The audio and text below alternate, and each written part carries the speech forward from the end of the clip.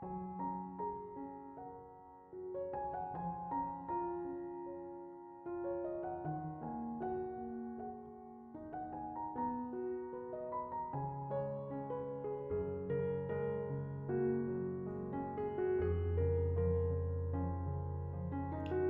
Ibu, saudara-saudari, adik-adik kaum muda yang terkasih, apa kabar hari ini? Senang masih bisa berjumpa dengan Anda semua. Kembali pada hari ini saya mengajak Anda untuk mendengarkan dan merenungkan firman Tuhan. Mari kita siapkan hati kita. Tuhan bersamamu dan bersama rohmu. Inilah Injil suci menurut Santo Yohanes, dimuliakanlah Tuhan.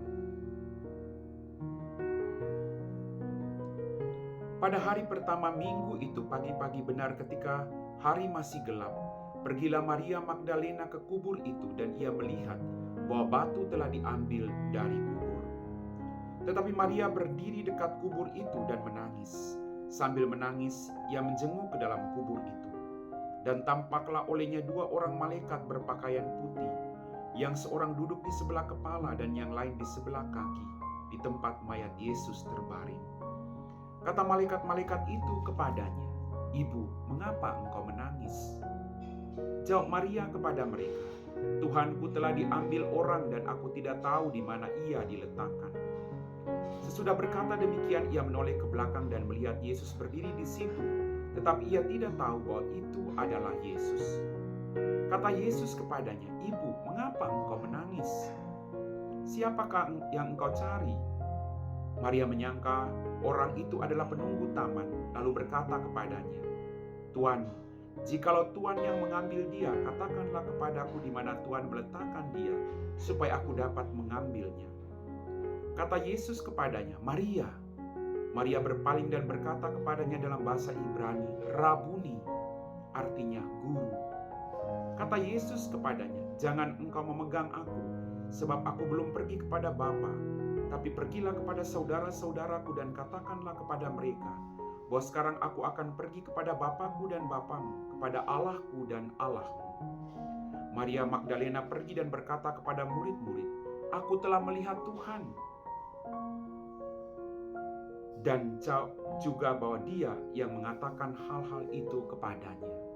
Demikianlah sabda Tuhan.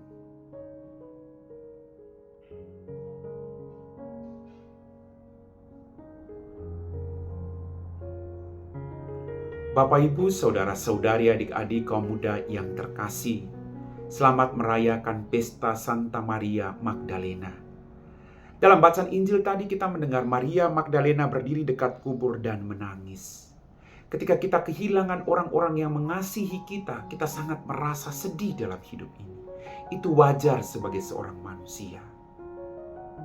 Maria Magdalena selalu pergi ke kubur Yesus. Ada kerinduan untuk terus berjumpa dan mendengarkan Yesus. Bagaimana dengan kita?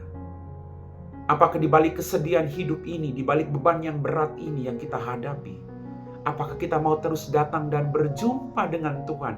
Kita terus mencari Dia dalam kehidupan kita.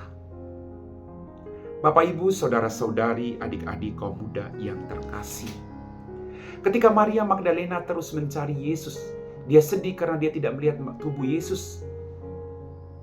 Maka tampaklah Yesus yang ada di situ, tetapi dia tidak tahu bahwa itu adalah Yesus. Artinya, Yesus tidak pernah membiarkan kita bersedih hati. Yesus selalu ada dalam kesedihan kita. Yesus selalu ada dalam pergumulan hidup kita. Dia tidak meninggalkan kita. Kemudian tadi ketika Yesus menyapa Maria Magdalena, lalu Maria Magdalena terkejut dan mengatakan, "Rabuni," artinya guru. Ketika orang setia datang kepada Tuhan, membawa semua beban pergumulan hidupnya kepada Tuhan, dan berjuang untuk selalu setia mendengarkan Tuhan, maka Tuhan akan ditemui. Tuhan sedang menyapa Anda dan saya. Tapi kadang kita terlalu sedih, kita terlalu sibuk dengan beban berat yang kita hadapi, lalu kita tidak mendengarkan sapaan Yesus dalam kehidupan kita. Dia sungguh Allah yang bangkit, Allah yang menyertai kita sampai kapanpun. Bapak, Ibu, saudara-saudariku yang terkasih, setelah berjumpa dengan Yesus yang bangkit, Maria mempunyai semangat yang baru. Kemudian dia diutus oleh Yesus, dia pergi memberitakan itu kepada para murid Yesus. Mari, kita semua telah melihat kebangkitan Kristus. Mari kita pergi untuk mewartakan kepada siapapun bahwa dia sungguh Allah yang bangkit dan menyertai kita sampai kapanpun. Amin.